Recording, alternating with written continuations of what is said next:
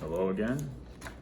Tess of the D'Urbervilles, chapters 27 to 32.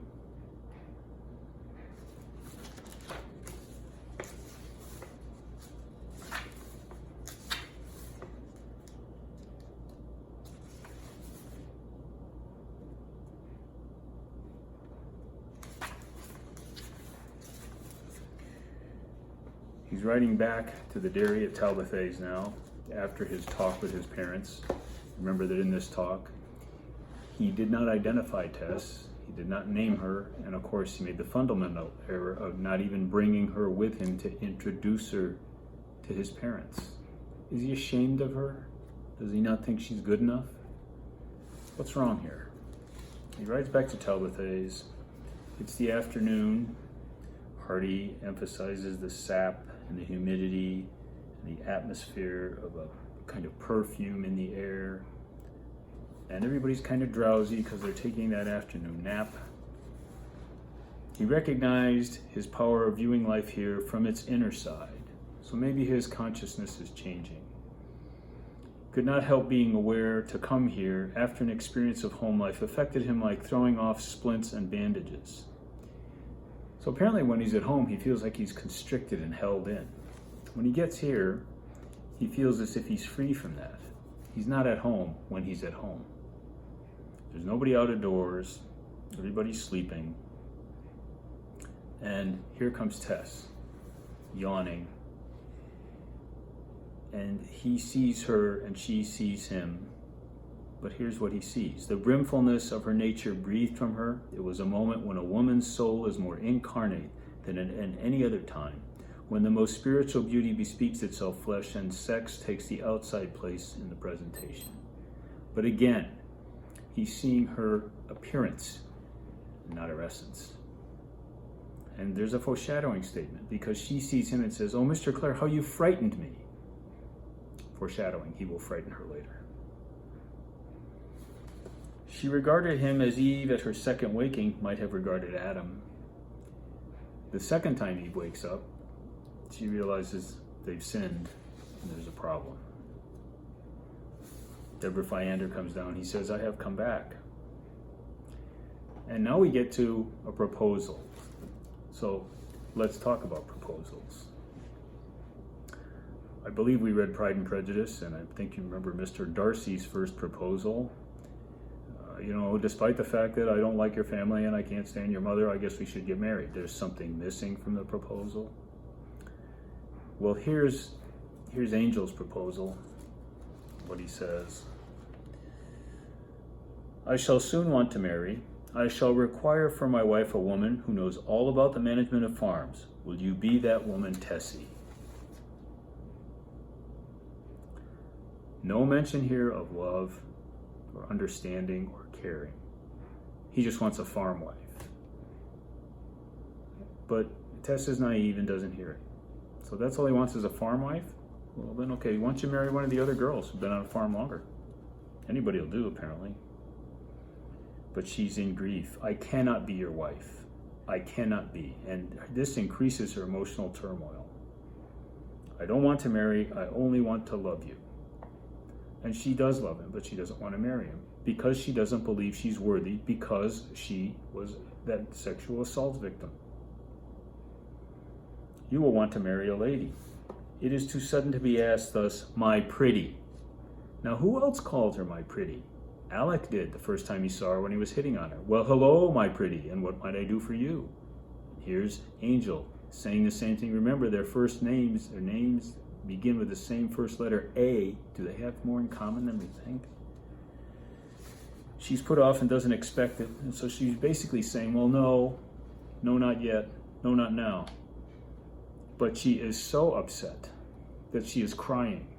Tears are running out of her eyes, and she cannot skim the cream off the milk because she's under so much stress.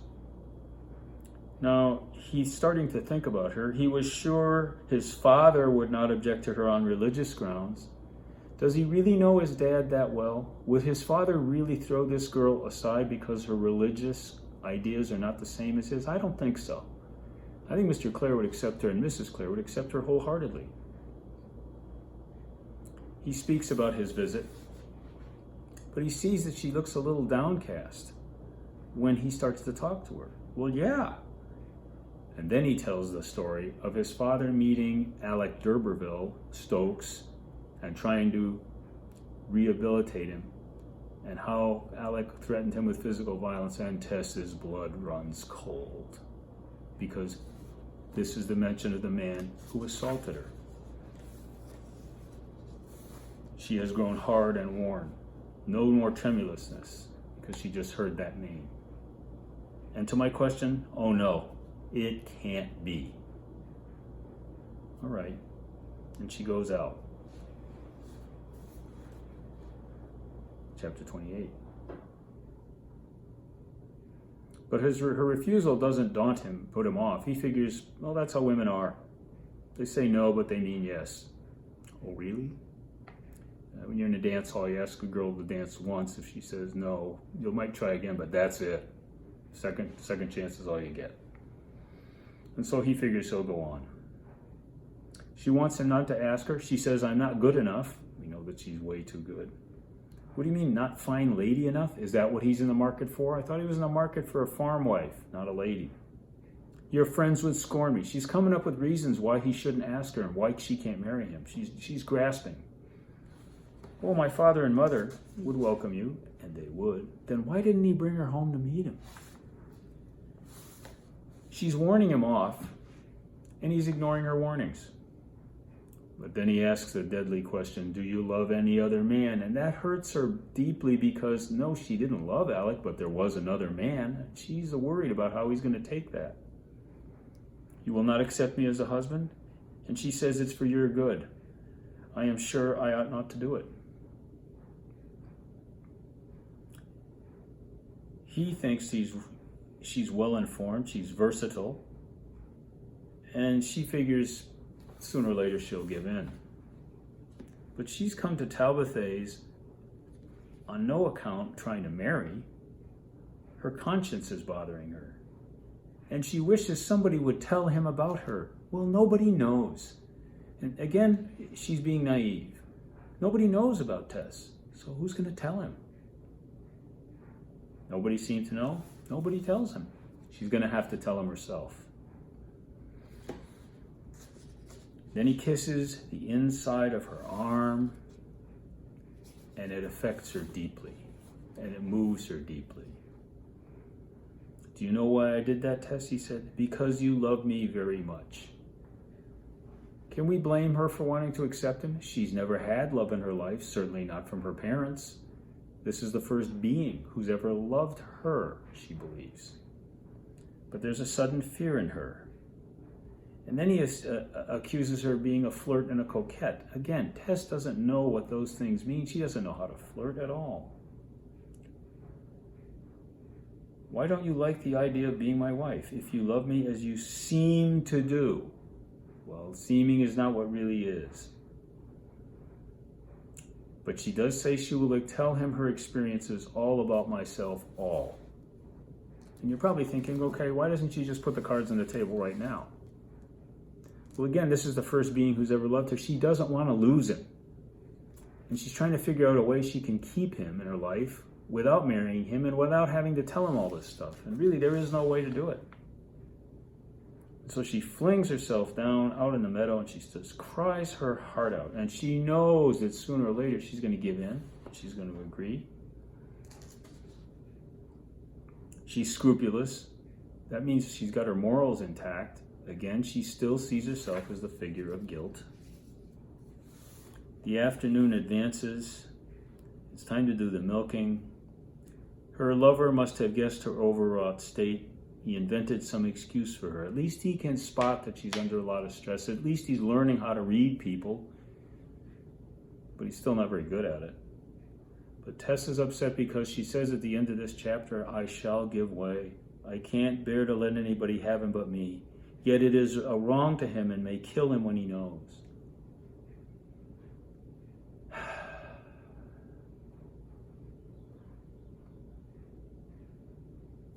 Chapter 29. There's been news this morning that Mr. Jack Dollop has married a widow woman.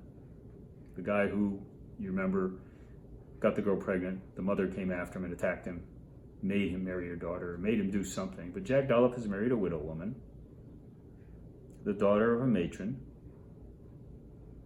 And he's done it for money. She had money, it seems. So he didn't marry for money or love. He married for money. That's not a very good match.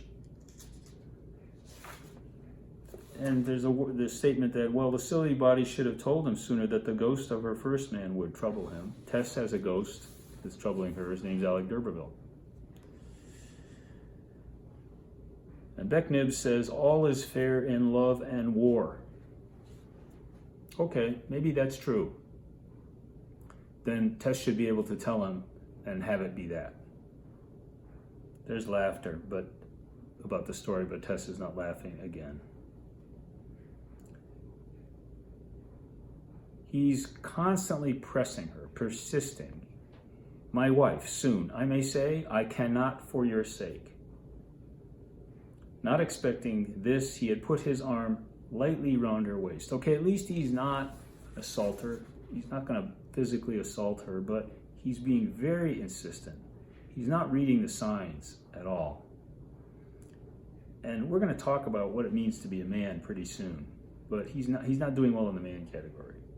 What had given her strength to refuse him this time was the tale of the widow. 2 or 3 weeks go by. Now his plan of procedure is different. He thinks her negatives are her being coy or flirtatious. Again, Tess doesn't have that ability. So he plays a more coaxing game. He's going to try and convince her gently. And Tess knows she's going to break down. She can't resist. She knows she's going to give way.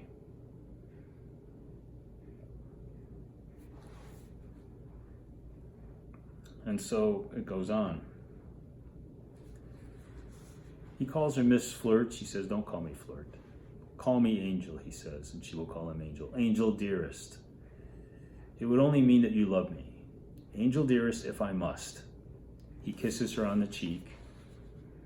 Claire had resolved never to kiss her until he had obtained her promise. But somehow, as Tess stood there, he brought his lips to her cheek for one moment.